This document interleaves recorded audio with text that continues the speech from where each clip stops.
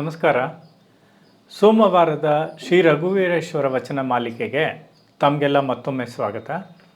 ಇವತ್ತಿನ ವಚನ ಹೀಗಿದೆ: ಸೂರ್ಯನುದಯ ಪೂರ್ವದಲೆಂಬರು, ಅಸ್ತಮವು ಪಶ್ಚಿಮದಲೆಂಬರು, ದಿರಸುಗಳೆಮಗುಂಟು ದಿಗಂಬರನಿಗುಂಟೆ, ದಿಕ್ಕುಗಳೆಮಗುಂಟು ದಿನಕರನಿಗೆ ಉಂಟೆ ಅಯ್ಯ.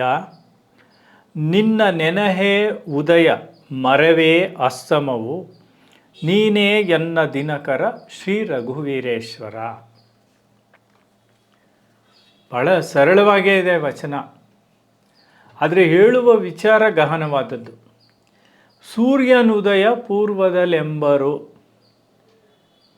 ಥಿಯರಿ ಆಫ್ ರಿಲೇಟಿವಿಟಿನ ನಾವಿಲ್ಲಿ ಅಪ್ಲೈ ಮಾಡಿದ್ರೆ, ಸಾಪೇಕ್ಷ ಸಿದ್ಧಾಂತವನ್ನು, ಸೂರ್ಯನ ಉದಯ ಪೂರ್ವ ಯಾರಿಗೆ? ಭೂಮಿಯಲ್ಲಿರೋರಿಗೆ. ಆದರೆ ಸೂರ್ಯನಿಗೇನಾದ್ರು ದಿಕ್ಕಿದೆಯಾ? ಅವನು ತನ್ನ ಪಥದಲ್ಲಿ ಓಡಾಡ್ತಾ ಇದ್ದಾನೆ. ಅವನನ್ನು ನಾವು ಕೇಂದ್ರವಾಗಿಟ್ಕೊಂಡು ಭೂಮಿ ಮೇಲೆ ಇದು ಪೂರ್ವ, ಇದು ಪಶ್ಚಿಮ, ಇದು ಉತ್ತರ, ದಕ್ಷಿಣ ಅಂತೆಲ್ಲ ನಿರ್ಧಾರ ಮಾಡ್ಕೋತೀವಿ.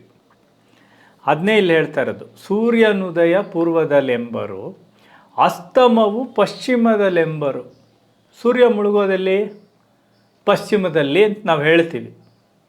ಆದರೆ ಸೂರ್ಯನಿಗೆ ಅದರ ಅರಿವಿದೆಯಾ? ಅಥವಾ ಸೂರ್ಯ ಬೇಕು ಅಂತ ಮಾಡ್ತಾನ? ದಿರಸುಗಳೆಮಗುಂಟು. ದಿರಸುಗಳು ಅಂದರೆ ಬಟ್ಟೆ. ಈ ಬಟ್ಟೆಯನ್ನು ಧರಿಸ್ತೀವಲ್ಲ ನಾವು. ದಿರಸುಗಳು ಎಮಗುಂಟು ದಿಗಂಬರನಿಗುಂಟೆ. ದಿಕ್ ಅಂಬರ, ದಿಗಂಬರ, ದಿಕ್ಕುಗಳನ್ನೇ ಅಂಬರವಾಗಿ ಉಳ್ಳವನು. ಸೂರ್ಯನನ್ನು ನಾನಿಲ್ಲಿ ದಿಗಂಬರ ಅಂತ ಕರಿತಾ ಇದ್ದೀನಿ. ಈ ದಿಗಂಬರತ್ವ ಸುಮ್ಮನೆ ಬರೋದಲ್ಲ. ನಾವು ನಮ್ಮ ಮನುಕುಲದಲ್ಲೂ ನೋಡ್ತೇವಲ್ಲ, ಎಷ್ಟೋ ಸಾಧು ಸಂತರು, ಯೋಗಿಗಳು, ಆತ್ಮಜ್ಞಾನಿಗಳು, ಅವರಿಗೆ ಬಟ್ಟೆ ಮೇಲೆ ಅವರಿಗೆ ಏನು ಇದಿರಲ್ಲ, ಜ್ಞಾನವೇ ಇರಲ್ಲ ಅಂತಲೇ ಹೇಳಬೇಕು. ಈಗಿನ ಕಾಲದಲ್ಲೂ ಅಂಥ ಸಾಧುಗಳು ಅನೇಕರಿದ್ದಾರೆ. ಪೂಜ್ಯರಾದಂತಹ ಜೈನ ದಿಗಂಬರ ಮುನಿಗಳಿದ್ದಾರೆ. ಅವರಿಗೆ ಯಾಕೆ ನಮಗಾದರೆ ನಾಚಿಕೆ, ಅದು ಇದು. ನಮಗೆ ದೇಹ ಪ್ರಜ್ಞೆ ಇದೆ, ಅವ್ರಿಗೆ ಇಲ್ಲ. ನಮಗೆ ದಿಕ್ಕಿನ ಪ್ರಜ್ಞೆ ಇದೆ, ಅದಕ್ಕೆ ಪೂರ್ವದಲ್ಲಿ ಉದಿಸ್ತಾನೆ, ಪಶ್ಚಿಮದಲ್ಲಿ ಅಸ್ತಂಗತನಾಗ್ತಾನೆ ಅಂತೀವಿ. ಆದರೆ ಇವನಿಗೆ, ಸೂರ್ಯನಿಗೆ ಅದಿಲ್ಲ. ಸೂರ್ಯನಿಗೆ ಆ ಪ್ರಜ್ಞೆ ಇಲ್ಲ. ಹೇಗೆ ದಿಗಂಬರರಿಗೆ ದೇಹ ಪ್ರಜ್ಞೆ ಇಲ್ವೋ, ಸೂರ್ಯನಿಗೆ ದಿಕ್ಕುಗಳ ಪ್ರಜ್ಞೆ ಇಲ್ಲ. ಅದನ್ನಿಲ್ಲಿ ಎಸ್ಟಾಬ್ಲಿಷ್ ಮಾಡಿತು. ದಿಕ್ಕುಗಳೆಮಗುಂಟು ದಿನಕರನಿಗುಂಟೆ ಅಯ್ಯ. ಅದನ್ನೇ, ದಿಕ್ಕುಗಳು ನಮಗಿದೆ, ದಿನಕರನಿಗಿದೆಯೇ? ನಿನ್ನ ನೆನಹೇ ಉದಯ. ಭಕ್ತನಿಗಾಗಾದರೆ ಏನು ದಿಕ್ಕು? ಭಕ್ತನಿಗೇನು ದಿಕ್ಕು? ನಾವಿವಾಗ ಸಾಮಾನ್ಯರನ್ನ ಒಂದು ವರ್ಗ ಮಾಡಿದ್ವಿ. ಪೂರ್ವ ಪಶ್ಚಿಮ ಅನ್ನೋರು, ಮೈ ತುಂಬ ಬಟ್ಟೆ ಹಾಕ್ಕೊಳ್ಳೋರು, ಬಟ್ಟೆಯಲ್ಲೂ ವಿವಿಧವಾಗಿ ಹಾಕ್ಕೊಳ್ಳೋರು, ಇದು ಒಂದು ವರ್ಗ.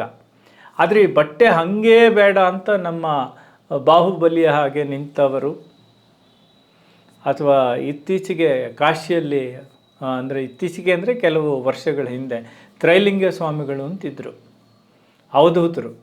ಅವ್ರಿಗೆ ಬಟ್ಟೆ ಹಂಗಿಲ್ಲ. ಇತ್ತೀಚೆಗೆ ಒಬ್ಬರು ಅವಧೂತರು ಕೂಡ ನಮ್ಮಲ್ಲಿ ಸುಮಾರು ಚಾನೆಲ್ಗಳಲ್ಲಿ ಓಡಾಡ್ತು. ಆ ಅವಧೂತರು ಬಟ್ಟೆ ಅವ್ರಿಗೆ ಅದೊಂದು ಇದು ಅಷ್ಟೇ, ಭಾರ. ಬಟ್ಟೆಯೂ ಭಾರ. ದಿಗಂಬರರು. ಸೊ ಅದನ್ನೇನಿಲ್ಲ, ದಿಕ್ಕುಗಳೆಮಗುಂಟು ದಿನಕರನಿಗುಂಟೆ, ಅವನಿಗಿಲ್ಲ. ನಿನ್ನ ನೆನಹೇ ಉದಯ. ಅವನು ಭಕ್ತರಿಗೇನು ದಿಕ್ಕು? ಎರಡು ಎಕ್ಸ್ಟ್ರೀಮ್ ನೋಡ್ತಾ ಇದ್ದೀವಿ.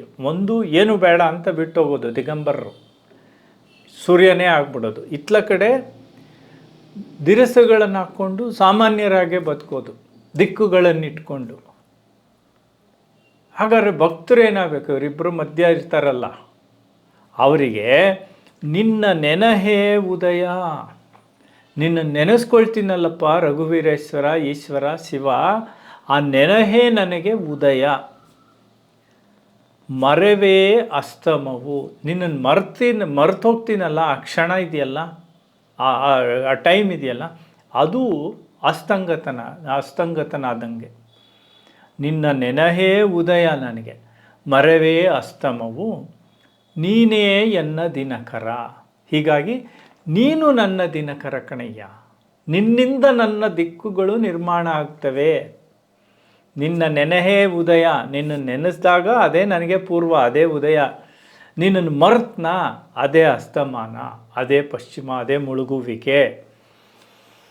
ನೀನೇ ಎನ್ನ ದಿನಕರ ಶ್ರೀ ರಘುವೀರೇಶ್ವರ.